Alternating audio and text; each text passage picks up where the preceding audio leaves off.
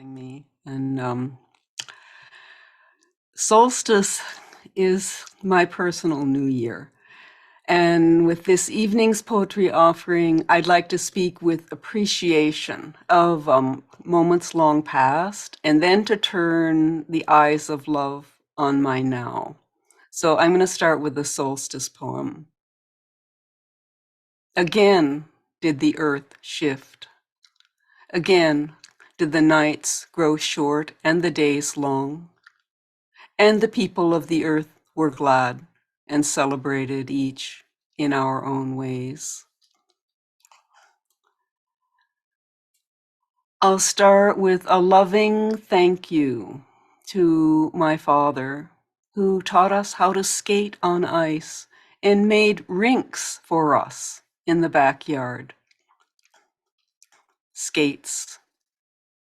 The spread eagle, he cries, and shows us, arms and legs wide, carving a perfect circle on the ice. We copy, stiff in new Christmas skates, white, always white, our girl skates, with silver blades and teeth that grab. We tumble, then find our feet. Arabesque, the twirl, the race to the far end of the pond, the breathless drop to ice, sliding to a stop on blue nylon padded knees. I flop onto my back. A snowflake lands exactly between my eyes. Now on my belly, mittened fingers rub a clean place, nose against the ice, hot breath melts a bare spot. Cupped hands around my eyes make a shadow tunnel. Under that glazing, a liquid world where surely a fish will swim close enough to peer at me from her side of our window.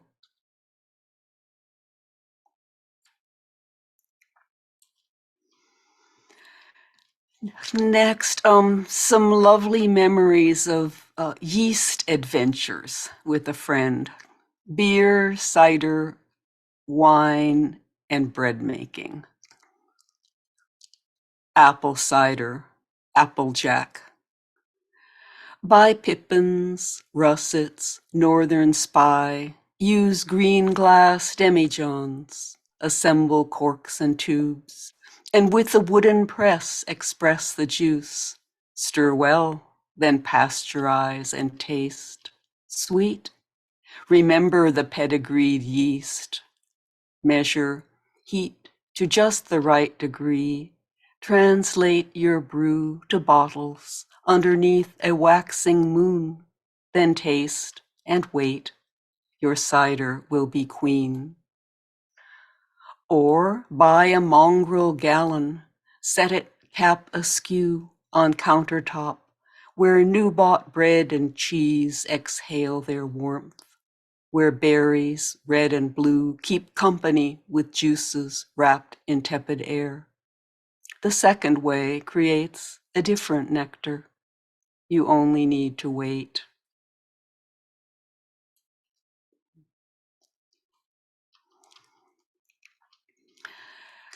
This next one is part memoir and part embellishment, actually quite a bit embellishment. Sunday at the boardwalk. Flatter than flat am I in a baggy swimsuit, blue, elastic heavy with sand and water, ties coming loose. My sandal-less toes are wincing, curling away from the splintered wooden boardwalk. I'm flat and straight, and in those early 50s, much too young to be prey. Hunting eyes are following only the curvy ones. I am tangle-haired and sticky-faced. I am invisible. The afternoon is mine. Don't go far, my mother murmurs, dreamy-voiced in her yellow lounger, a baby on either arm, asleep. Beside her, as if mirrors face each other, Endless rows of umbrella, chair, of mothers, fathers, mothers, umbrella, chair. These cover tawny sand. The man in the chair beside us, growing redder, sleeps beneath his newspaper. The afternoon is mine. Fishy foam surrounds my ankles, leaving sand dollars, mermaid's money.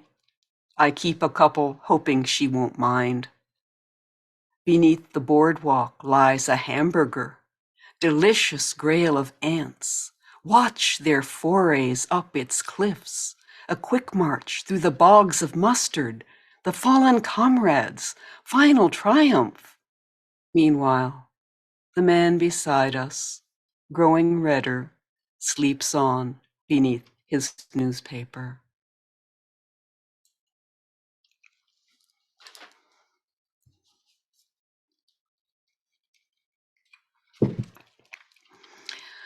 The next one is fond memories of treasure hunting at the dollar bins. On Saturdays, she goes the rounds with shopping bags in hand. She'll rescue former treasures left behind. Some lace, a woolly shawl, a shirt perhaps too small but almost new. A find, a red fedora, brim askew, the feather brave. A bag of mottled pears, a steak too near the sell-by date. She'll gather not because she must eat crumbs, or take whatever comes, or lick the final jelly from the jar, and not because somebody somewhere may be starving. Gather, glean, to keep or give away, because something in this skirt, that sequined vest, those purple gloves, is still alive.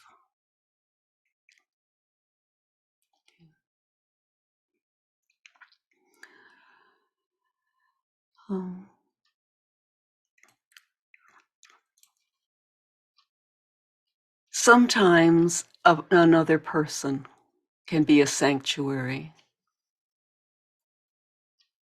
This is a friend of my grandmother's, very special person.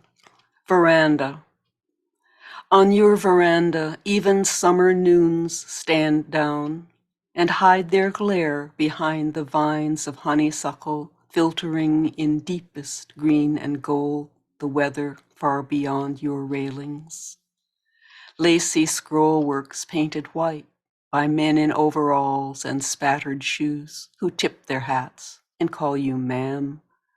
Weather's slowed. I float as if in underwater shimmer, greenness flickering in an ocean heavy with the purple scent of heliotrope, reminiscent of the quiet years between two wars. And then it's time to go. I drain the last of ice and tea, press your hands, resume my darkening streets.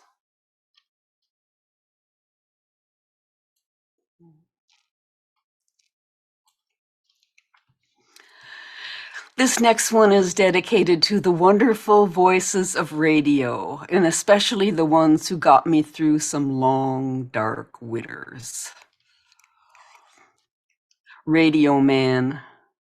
Sometimes in late life West Coast sun, she thinks it was a dream, being upstairs in her room under the roof in the old farmhouse they lived in for a couple of hard winters, almost in Canada.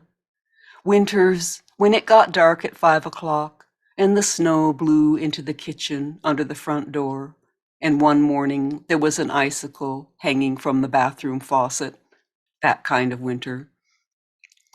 Well, in this dream, or not a dream, she's got her parents' big old Philco in her room, metallic purple with a lighted dial. And when the needle finds the perfect spot on this old Westinghouse, she can catch the radio man.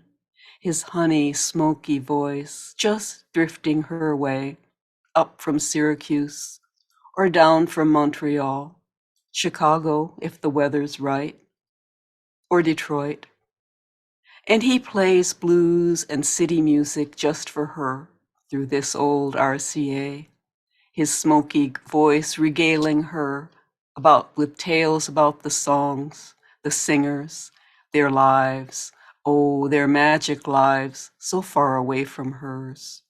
But the signal drifts in and out on this old zenith, while downstairs in the den, beneath the antlered head of a deer and a stuffed pheasant, the old man would fingerpick his Gibson, falsetto Hank's Your Cheatin' Heart. And I'm so lonesome I could cry. And on the record player beside the yellow cabbage roses that papered the parlor, the old lady would listen to Carmen, loud, a Gladys somebody doing the habanera. And all that sound drifts up the stairs. So she keeps turning up the volume, and the signal keeps drifting off and on. She keeps tuning and turning that Panasonic pointer, just a hair to the left, a hair to the right. She's just following that honey voice around the dial. Oh, just following him all around that dial.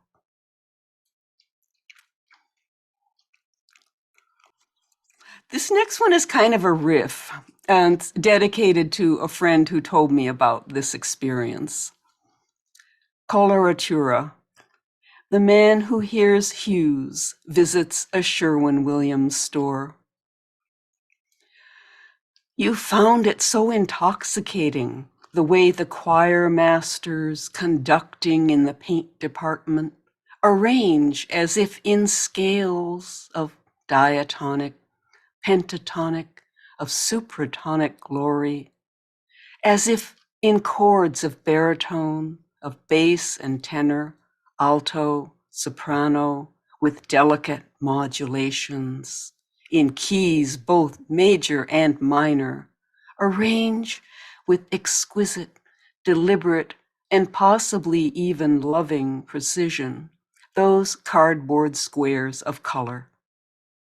The deepest indigo sweeps grandly heavenward until, diminishing by whispers, it disappears to almost white, with barely a spectrum hair's distinction between its hue and the shade of blue on the row that's nestled beside it, starting all over again and chiming all at once, inebriating. You had to leave this symphony behind while you were still coherent, quickly choosing a card or two from every row, a humming handful, taking it home to plan. A scherzo for the entrance hall, G major for the bathroom walls. For bedroom, something even finer, a rhapsody in C-sharp minor.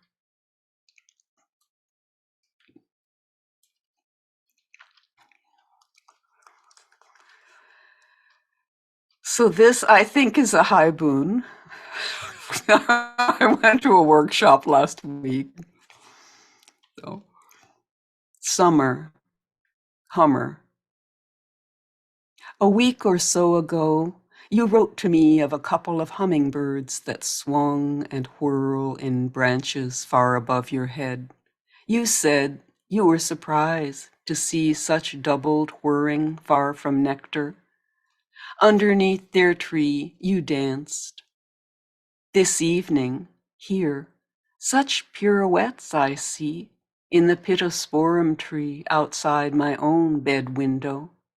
A different pair, in the sunset air, no blossoms near, but here is safe enough for nest. Yes, there must be nest up there, and the twirling two rejoicing. So the haiku is another year, another nest, another year, another nest. Yes!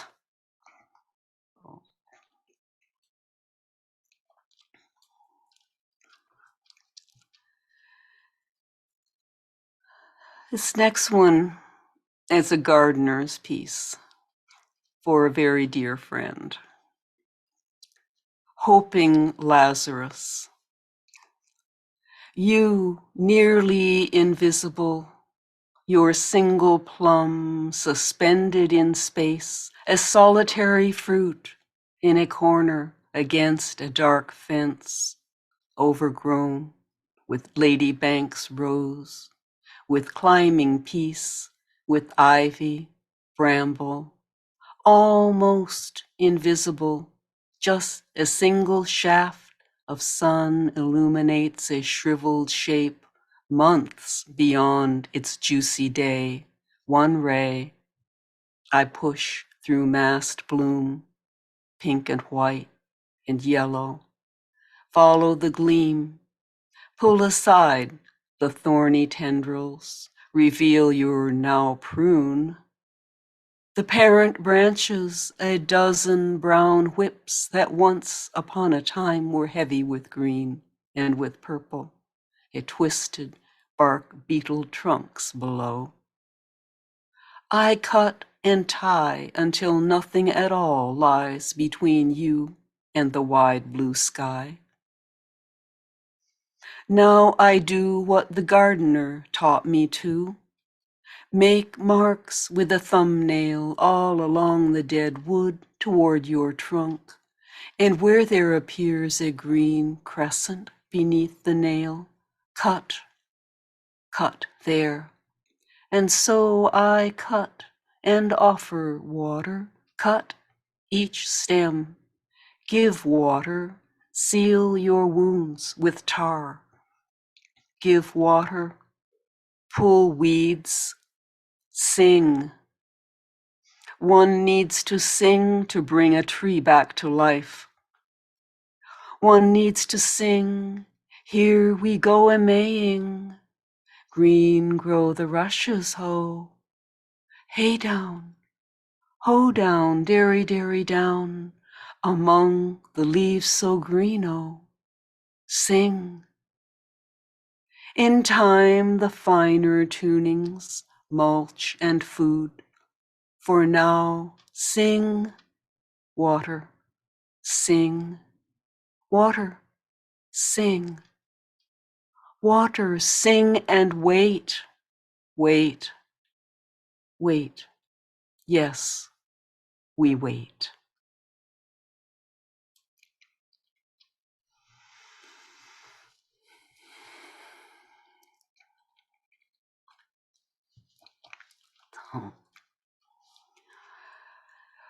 Pomegranate Love Song.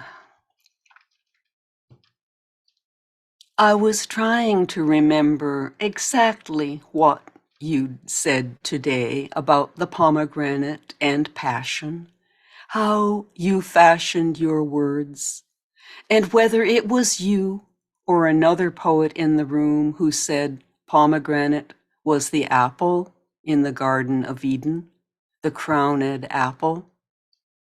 No matter, for what you said about the pomegranate was so delightfully and passionately enchanting that as soon as the reading was over, I walked to the market, and there they were. I searched through the basket for one that still had its crown, and found that one, bought it, brought it home. It is neither too large nor too small, and is of a perfectly imperfect lumpy roundness, lumpiness almost bursting through the blushing redness of skin, oh my, with a hint of coppery green beneath. And look, starry pointed crown surrounds a flurry of seeds, almost too much to take in. I had to put it into a green glazed bowl where it will rest quietly while I ponder whether it could ever be eaten. Then I turned my attention back to you, who, after all, brought me to pomegranate in the first place.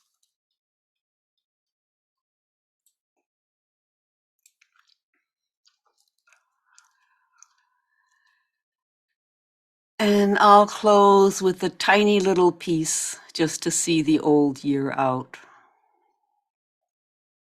A new year, smooth and green with bright eyes, has left its old skin in a jeweled heap behind it. No backward glance. Thank you.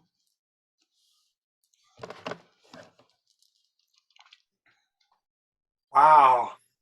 So beautiful. And unmute, ladies and gentlemen, and let her hear. Let her hear. This is where you can do that. Beautiful, beautiful, beautiful. Beautiful. Very wonderful. Thank you very much. Oh, Thank you so Diane. much. Really enchanting, Diane. Beautiful, Diane. Love how you Thank- read. Very nice. you. It's been way too long, Diane, since I heard you. Beautiful. Oh, who is Vicky. that? Vicky. Vicky. Oh, hi, Vicky. Oh, Hi. so nice to have you here. So Thank glad you you. could be here. And I'm just so grateful for the this opportunity on the solstice, which is so special.